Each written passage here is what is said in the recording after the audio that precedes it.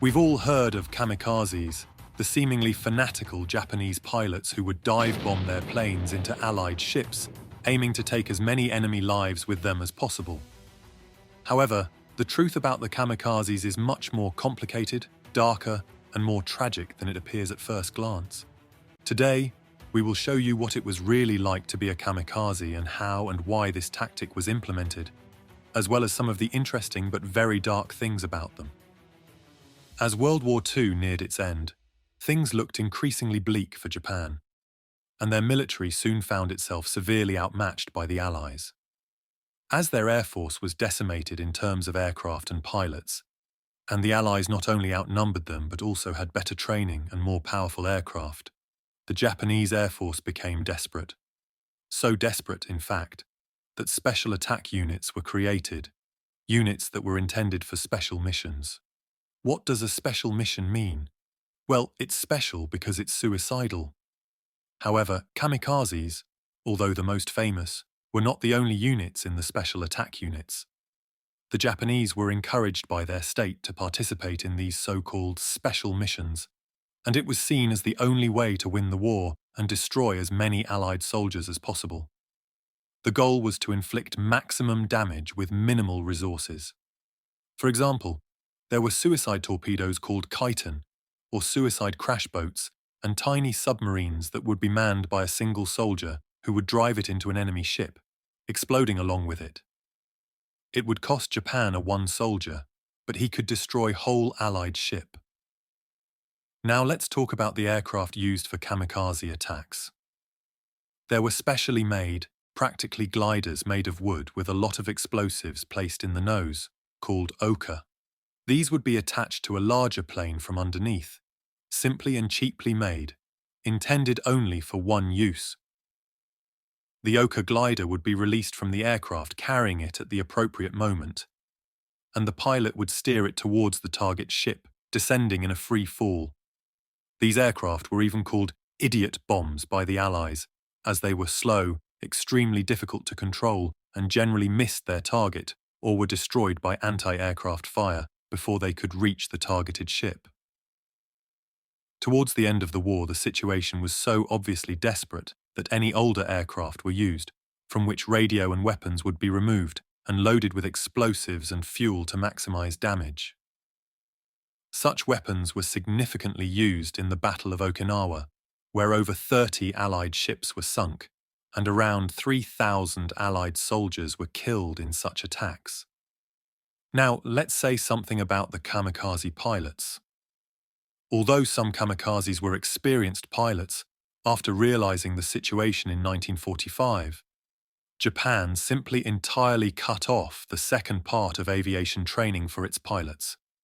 Since such missions did not require any special experience or knowledge, they were given more practical and direct training instead. The reality was that most kamikaze pilots were only 17 to 18 years old, many of them students, and as practically children, sometimes not even understanding the reality of the mission they were sent on, believing that they would make a name for themselves, even if it was posthumously. There is a testimony from US sailors that when a kamikaze hit their ship, his bomb did not explode and only caused a fire, and the pilot even survived. Enraged sailors wanted to tear the pilot apart when they realized that he was a 13-year-old boy who had volunteered for the mission out of fear of repercussions for his family if he refused. Besides training on how to crash their aircraft into an enemy ship, they were also taught how to overcome the fear of dying in such a brutal way, promising them an honorable death similar to that of the samurai.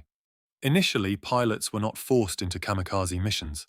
They had various questionnaires and forms to fill out to express their interest in such types of missions. However, the reality was that this democratic approach was more or less just in theory. And in reality, pilots were mostly semi-coerced to volunteer willingly. There was also significant condemnation from society, command, and other soldiers of those who refused to give their lives for the emperor. But that does not mean that many, despite the brutal reality of the mission, were not happy to volunteer for kamikaze missions.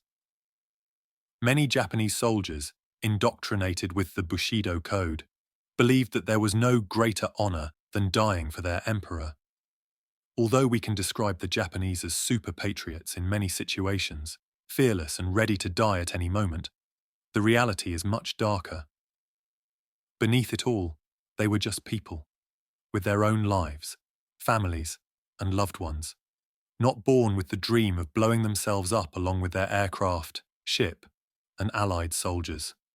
Kamikazes who survived their missions and spoke about them later remember that when they went on a flight with an 800-kilogram bomb, there was no patriotism or honor, just fear and thoughts of their loved ones, wondering what they would do without them, how their family, to whom they were sending money, would now survive, etc. If you wondered whether and how some kamikazes survived, yes, they did.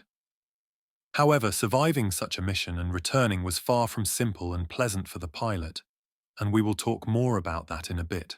Kamikazes had to accept their nearly certain death.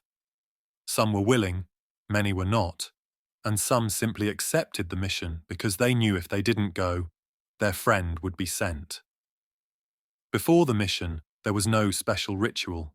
That time was left to the pilot himself. Some would prepare in one way or another, sometimes even receiving a few days off to see their family for the last time. Can you imagine that? Going to see your loved ones, knowing it would be the last time they see you? There are various photos of kamikaze pilots before the mission with their comrades, where they are even seen smiling and encouraging each other. Yet the tension is palpable even through the photo. Most would write a final message to their families and leave an item as a keepsake. One pilot wrote to his parents that he was sorry for not being the best son and that he would die with a smile on his face, waiting for them on the other side. Then, on the day of the mission, the focus would be on the enemy ship, and the instruction was for pilots to send a final, long, uninterrupted Morse code signal. Those who listened knew that if the long signal suddenly ended in silence, the mission was considered successful. After the war and during the Allied occupation of Japan, kamikazes were characterized as complete fanatical lunatics.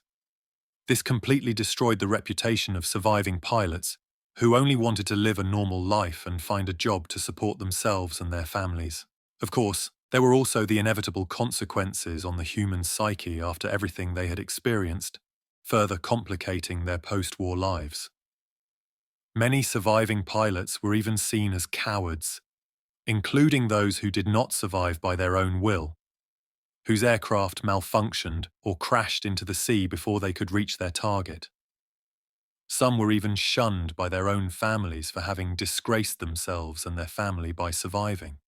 Captain Okamura, who devised the kamikaze tactic and believed it would change the course of the war, unable to deal with the deaths of around 4,000 kamikaze pilots, took his own life. Although they did not bring victory to Japan in the war, some kamikaze attacks were exceptionally successful, such as the sinking of 3 Casablanca-class escort carriers. Approximately 50 Allied ships were sunk by kamikazes, and the Allies were forced to improve their anti-aircraft defences, including the use of radar as an early warning system. Certainly, kamikazes were an exceptional danger and feared by the Allies. However, later in the 1970s and 80s, these pilots began to be seen again as heroes when Japan tried to soften the narrative of kamikazes as sick men painted by the Allies, explaining that they were simply doing their job heroically like many other soldiers and giving their lives for their country, and that their missions were not criminal or shameful, but simply the dark reality of war. As we said, beneath it all, they were ordinary people, many of them extremely young with their own fears and families, who did not choose to be one of the victims of a great and terrible war.